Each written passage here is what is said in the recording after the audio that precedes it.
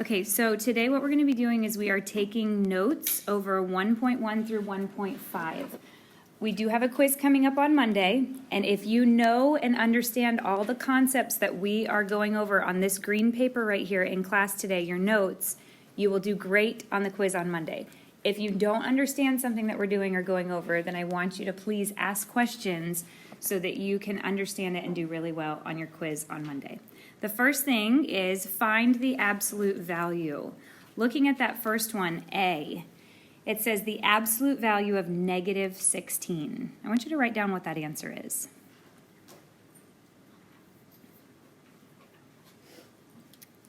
AJ, what'd you get? 16 is correct, okay? You were just finding out negative 16, how many numbers away from 0 is it? And it was 16. I want you to look at the next one, problem B. It says, what is the negative absolute value of 3/4? The thing I want you to focus on before you write your answer is that negative sign on the outside. Go ahead and write down your answer.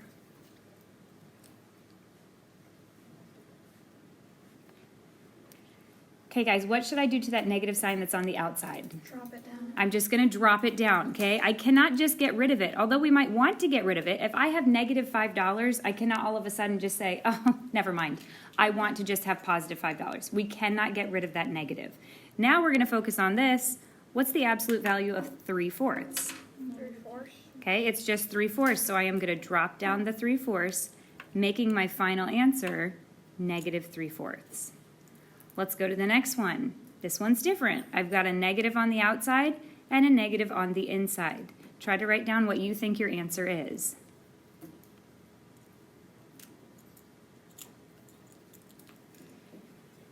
Okay, Miley, what should I do to this negative on the outside? Drop it down. I just drop it down. There is nothing else I can do with that. I can't make it just disappear.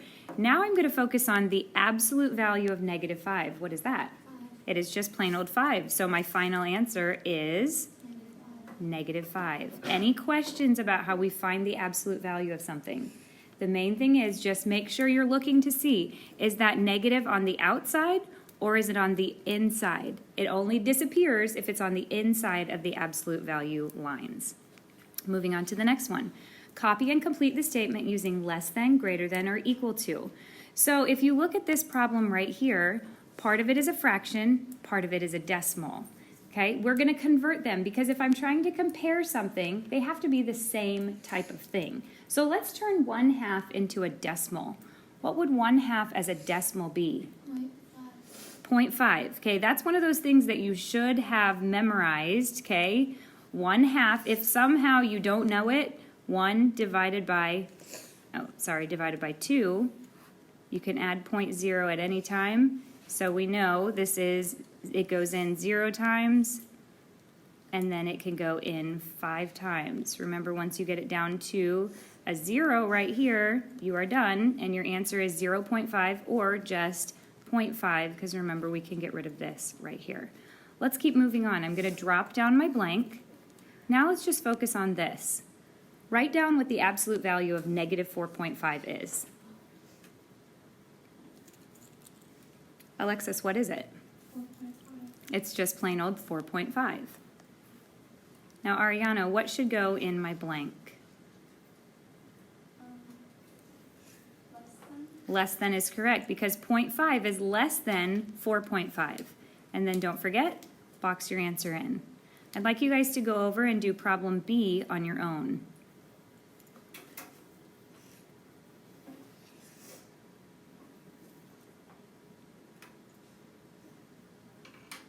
Hayden, what's the absolute value of negative 6? 6. It is 6, and then I drop down my line. Now, what is the negative absolute value of 6?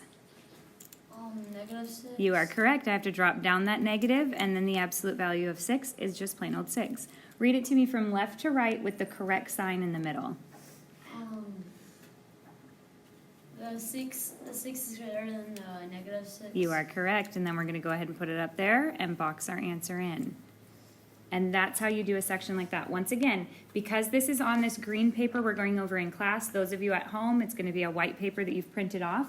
But you have to make sure if you, just as you're going over it, you want to study or review this because these same exact instructions will be on your quiz on Monday. I'll just flip the numbers and switch those around a little bit, okay? Another idea that you will be quizzed over is find the sum or difference.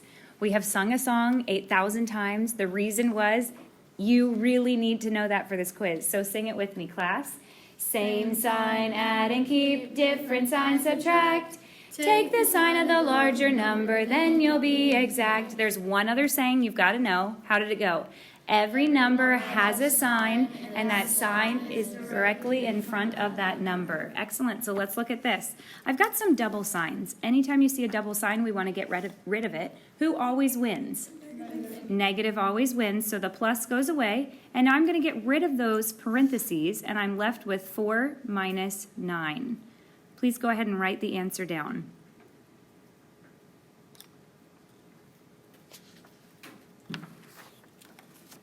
Emma, what did you get? -5 is correct, and here's why. She had different signs there, so she subtracted 9 minus 4. She took the sign of the larger number, which was a negative, which gave her -5. Great job, Emma. Let's go on to problem B. Try that one on your own.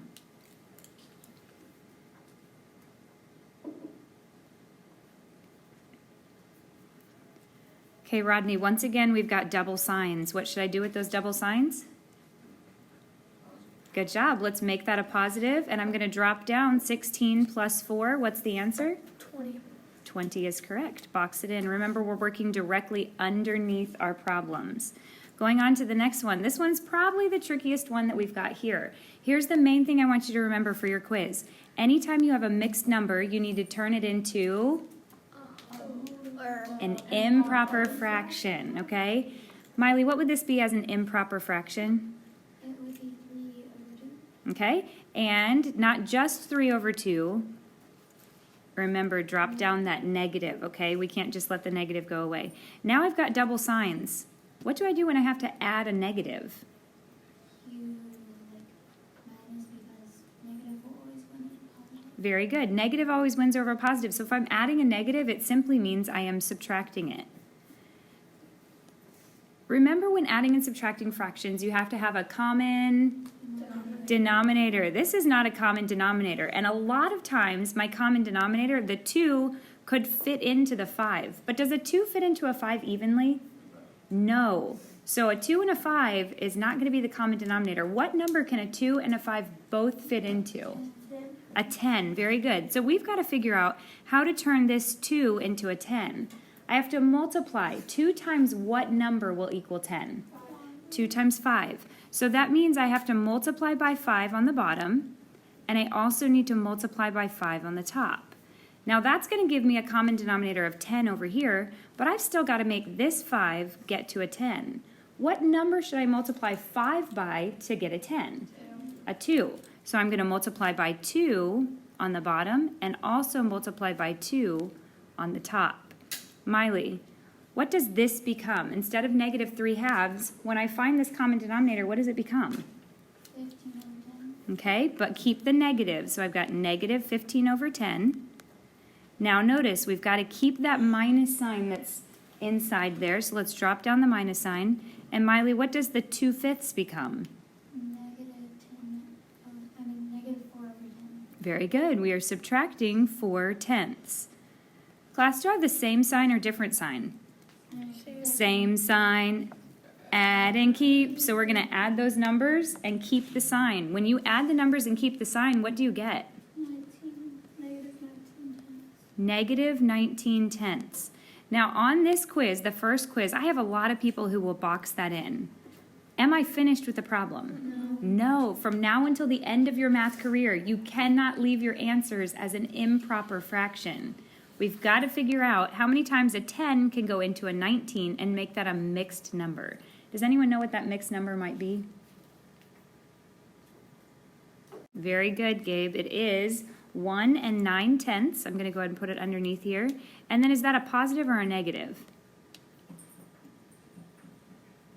It is a negative because there was a negative sign right there. Now, some people are looking at me like, how in the world did he get that? Remember, all you're doing is you are taking the top number and dividing it by the bottom number.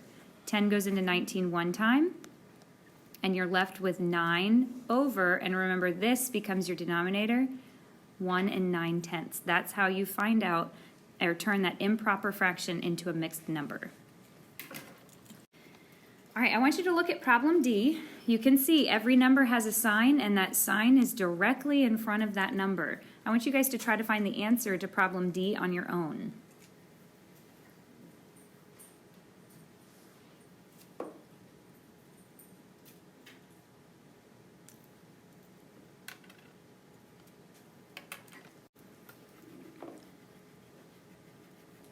All right, Alexis, help us. What did you do? Okay, she subtracted because same sign, add and keep, different signs, subtract and take. You always want to put the larger absolute value on the top. And what did you get when you subtracted those? Negative 5.66. Very good. Okay, so if she gets 5.66, then she's going to take the sign of the larger number, which that 8.18 had the larger absolute value. So she took the negative sign, and the answer is negative 5.66. Nice work. The next thing that we're going to talk about is finding the distance. Here's the thing. I really want you to look for that whenever you see this on your quiz or test. Here's the main reason why. When finding the distance, we're not using those rules, same sign, add and keep, different sign, subtract. Okay, for this distance, you always take the biggest number and then you subtract the smallest number. So I want you guys to try to do problem A on your own and see if you can find the distance between 4 and negative 2. Okay, is there anyone who would like to tell me what answer you got? What'd you get? 6. 6. Did anyone get something different than a 6? What'd you get? 7. Okay, anyone get something different? 2. Okay, one of those answers is correct, and I want to explain to you how you're supposed to get this. Remember, distance. Take the biggest number and subtract the smallest number. This is not taking the biggest absolute value. It's taking the biggest actual number. What's the biggest actual number out of 4 and negative 2? 4. 4. So I'm going to take the 4, and then I have to subtract what number? Negative 2. Negative 2. Okay, what do you see there? The same. Double negative. They got to turn that into a positive. When I drop it down, I get 4 plus 2. What is 4 plus 2? 6. All right, so many of you did get a 6. If you have small numbers like 4 and negative 2, what I would suggest on your quiz, draw out a number line, okay? If you can put that in there and you can label these different numbers, you're trying to find the distance between this 4 and that negative 2, okay? So if you're getting an answer like 2, you got to be careful. There's not only 2 numbers in between. You can see right here, there are 6 hops in between the 4 and the negative 2, okay? I want you to use that same information and try to do problem B on your own.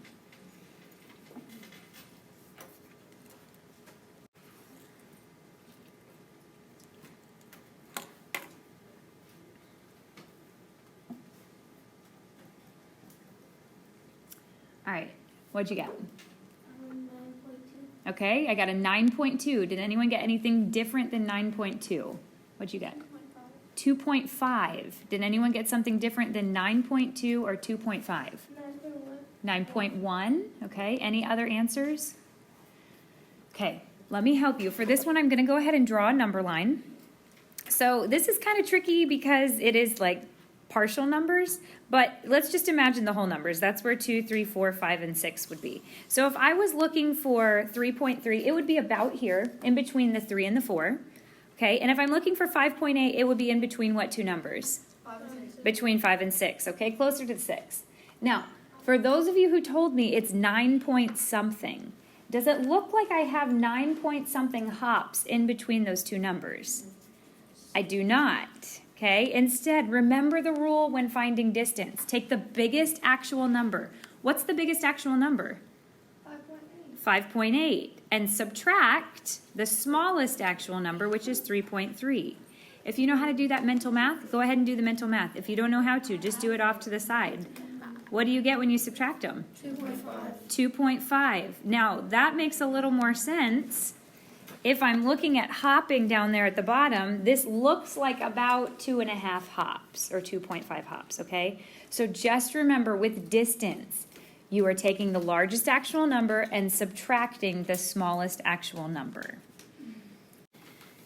All right, the next section we have here is evaluate the expression when A equals -8, B equals 4, and C equals -1. A lot of times what helps me is if I circle what each one means. It helps me to be able to look up there and find it real quick. So if you guys would, in your notes, go ahead and just circle that original problem answer up there. Okay, now, anytime we're doing this, repeat after me. Plug it in, plug it in.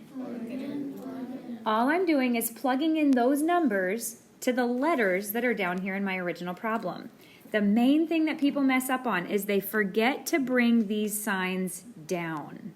I want you guys to try to do this on your own. Remember to bring the signs down and try to plug in those numbers.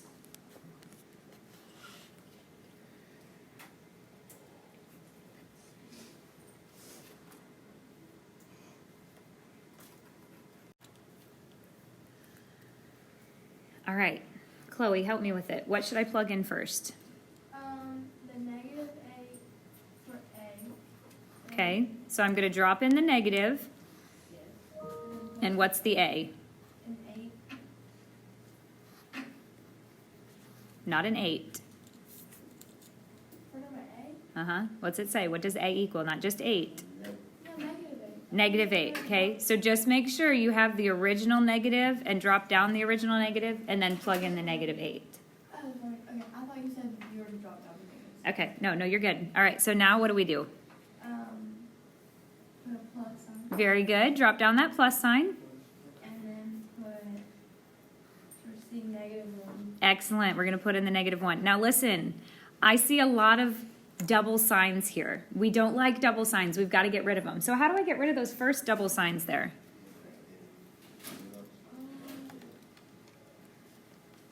You turn it into a positive. Very good. We're going to turn that double negative into a positive. And what happens on these double signs here? Plus, minus. Turn it into a negative. Okay, negative always wins, so we're going to get rid of that. Now let's just drop down what we're left with. We have +8, or plain old 8, -1. Chloe, what'd you get for your answer? Very good, it is 7, because 8 minus 1 is 7. All right, going on to the next one, problem B. I want you guys to do it on your own. Plug it in, C minus B. Go ahead and stand once you have the answer. Yeah,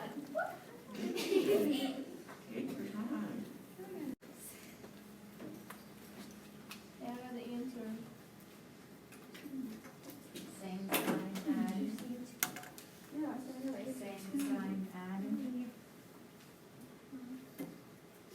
Same sign, add and keep.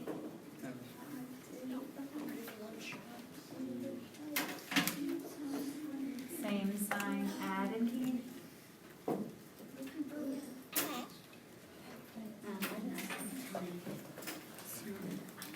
Okay, as I just went walking around, I told a lot of people, I sang to them, same sign, add and keep. That means, if you look here, as I'm plugging things in, you guys may have a seat. I've got -1 for my C. I have to bring down my subtraction, and then B is just a +4. So then I plug in a 4. As I walked around, I said, same sign, add and keep, and I stopped there. Here's why. I've got a same sign, so I add the numbers, keep the sign. What should we have gotten, class? -5. -5, because 4 plus 1 is 5. Keep the sign, -5. Okay, if you did not get that, erase it and fix it. Remember, these are your study notes. This is what's going to help you to study for your quiz coming up on Monday.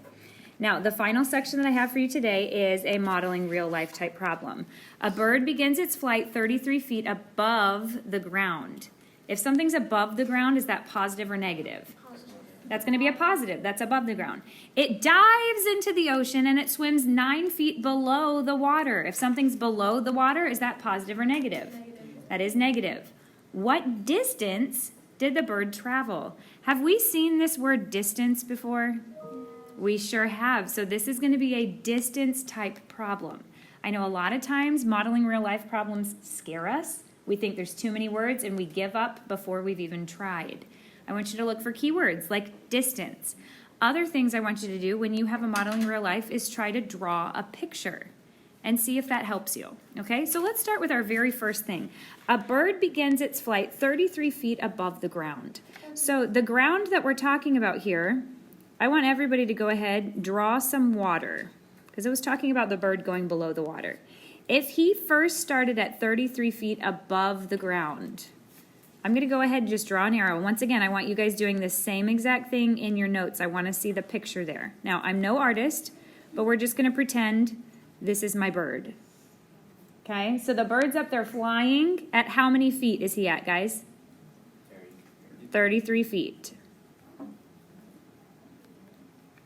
He doesn't stay up there, though. Where does he go next? Into the ocean or into the water, and he goes down. So I'm going to do a little arrow going down. How far down did he go? Okay, not just 9 feet, but -9 feet, because he's below the ground. If you were to think about it, this ground would technically be 0, right?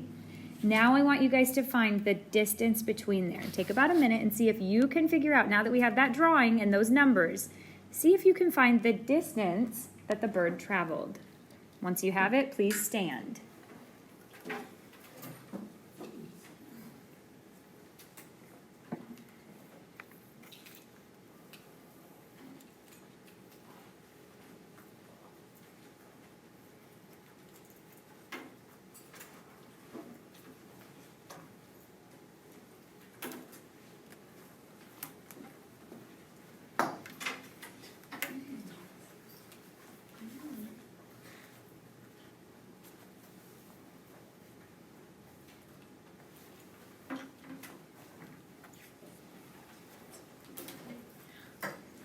Okay, as I just walked around the room, I saw 2 answers from pretty much everyone. Who could tell me one of the answers that you came up with?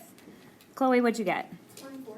Okay, 24 feet. And who has a different one other than 24 feet? Ariana, what do you have? 42. 42 feet. Well, those look very similar, but they mean very different things. Does anyone have any answer other than those 2?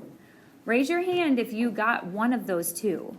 Okay, have a seat. I want to explain to you now exactly what the correct answer is. Okay, so we know, let's just imagine this. If the bird were here at 33 feet and he went just to the ocean, how many feet did he travel from 33 feet to the ocean? That would be 33, okay? So he traveled to get from up here to right there, he traveled 33 feet. Now let's imagine that he's down here at this point and he's traveling up there. How many feet is that away from there? 9. That's 9 feet. So for those of you who have said he only traveled 24 feet, does that answer make sense? It doesn't make that much sense. If you think about it, let me just go back to here. If I were to start just at ground level and he were to make it to 24 feet, which is about here, you guys were telling me all he traveled was from here to there, 24 feet. So that doesn't make sense. Okay, so she said, I thought I was supposed to subtract. You are. Let me explain to you what we have to do. Take the biggest number. What's the biggest number, class? 33. Okay, and subtract the smallest number. Guys, if something is below the ground, it's not +9. +9 would have landed us about right here. If it's below the ground, what would that be? -9. This is where we run into that double negative thing right there. This is why double negatives are so important. I'm seeing the light bulb go off. So now, what is 33 plus 9?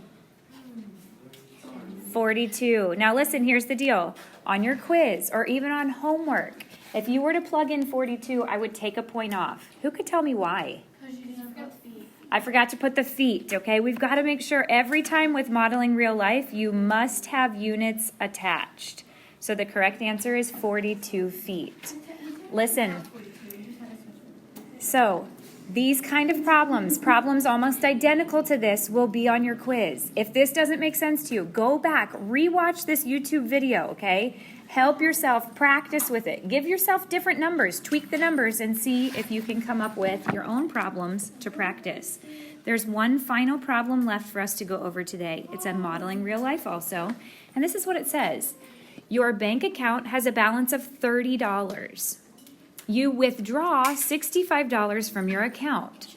What is the new balance? Write an expression.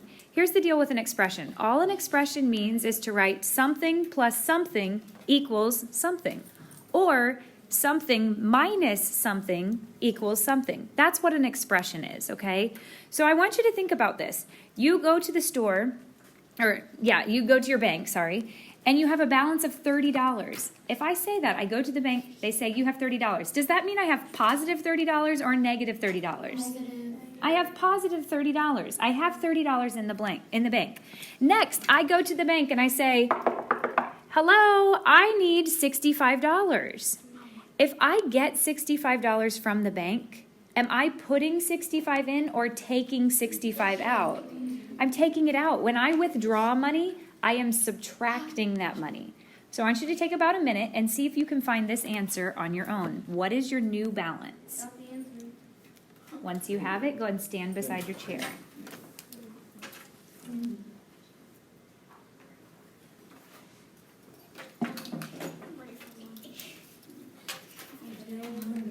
All right, guys, you shouldn't be talking while waiting, okay? Make sure we're quiet so other people can think. I'm so hungry. Am I supposed to write down the expression or the answer?